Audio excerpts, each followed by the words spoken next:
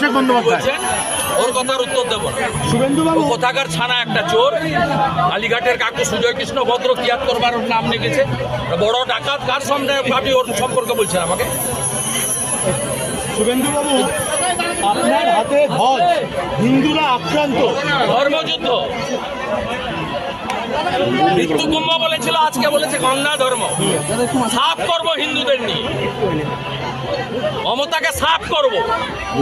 হিন্দু ধর্ম গঙ্গা ধর্ম, একজন হিন্দু হয়ে এভাবে গন্ডা ধর্ম বলতে পারেন? সাফ করব, নিশ্চিন্ত থাকুন। এই ধ্বজ দিয়ে সাফ করব। হিন্দুরা ঐক্যবদ্ধভাবে আওয়াজ তুলছেন। হাজার হাজার হিন্দু বেরিয়েছে। একটা হিন্দু জায়গায় হবে না, তৃণমূল নিষিদ্ধ। হিন্দু এলাকায় তৃণমূল নিষিদ্ধ হবে। তৃণমূলের বিধায়করা বলছে তারাও রামনবমী করবে। তৃণমূলের বিধায়করা বলছে তারাও চামড়া বাঁচানোর জন্য।